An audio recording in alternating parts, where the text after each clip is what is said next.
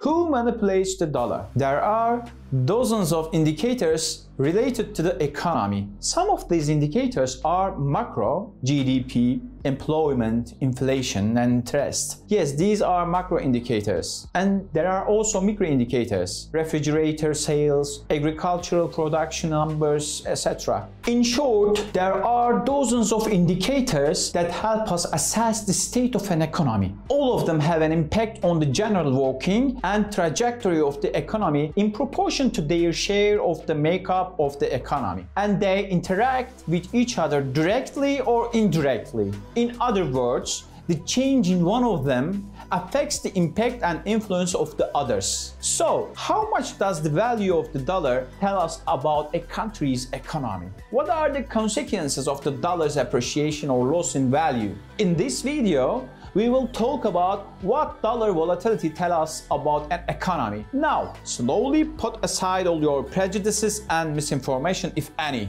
and discover the truth with me.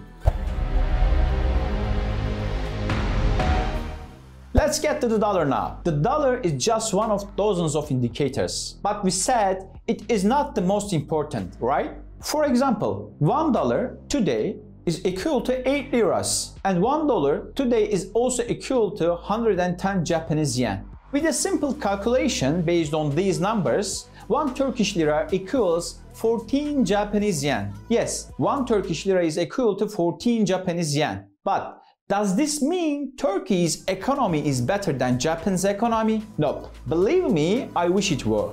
But obviously it is not. In addition, whether the dollar's rise and fall has a positive or negative effect of an economy is directly related to other indicators. For example, for an economy with a high export potential, the depreciation of the dollar causes the goods of that country to be more expensive and thus results in a decrease in its exports. When exports fall, production and investments also decrease, which puts pressure on companies and results greater unemployment levels. There are many examples of this in history. The most notable one is what was known as the Dutch disease. Before Netherlands adopted the euro, they had a currency called the florin. The florin was highly valued against other world currencies. Instead of producing goods in Netherlands with their highly valued currency, the Dutch simply imported whatever they needed from Germany, Italy, USA, where the florin gave them strong purchasing power, because the florin had a greater value than their currencies. Let me give you an example. Where you could buy one chair in the Netherlands with 100 florins,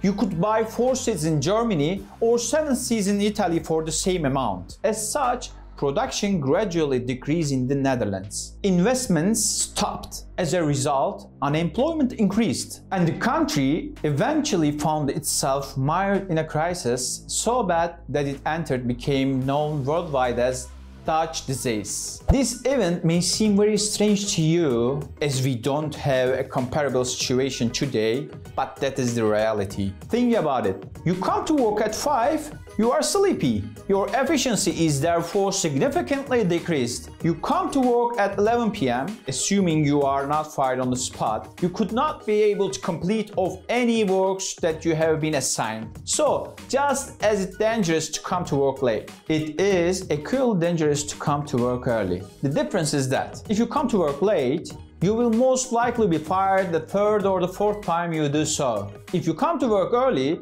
your efficiency will decrease because you cannot get enough sleep. And after 1 or 2 months, this will seep into the quality of your work and you will be fired. This is why the modern world working day starts at 9 a.m. Period.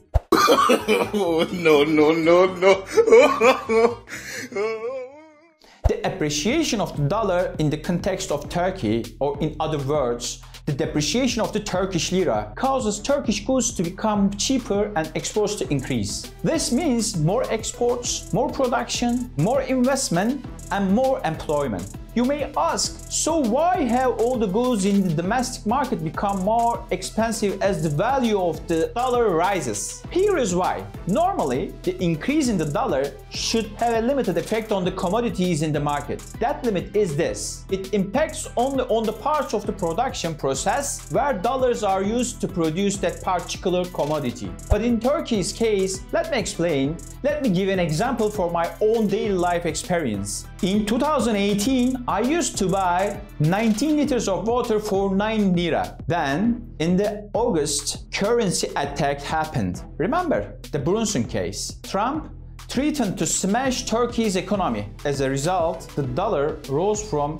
4.60 to 7 against Turkish Lira, an appreciation of almost 50%. Suddenly, 19 liters of water became 13 Turkish Lira. I will never forget. Water from the fountain, no manufacturing involved or production stage. The only thing based on the dollar is the bottle, because it is a petrochemical product. In the fountain, there are 4 or 5 workers operating the whole facility. Dividing the salaries of these 4 or 5 people into millions liters of water, it costs almost 0 per liter. Transportation, an average truck can carry 1,000 to 1,200 bottles. Packaging companies have their own trucks though. With a rough calculation, it costs 1,500 lira for round trip, including the salary of the driver. Off the cuff, I would say 1.5 Turkish lira per bottle. Roughly 2 Turkish lira cost depending on the change in the value of the dollar, which is 13% of the total price. Let's say the dollar appreciated 50%. What is 50% of 2 Turkish lira?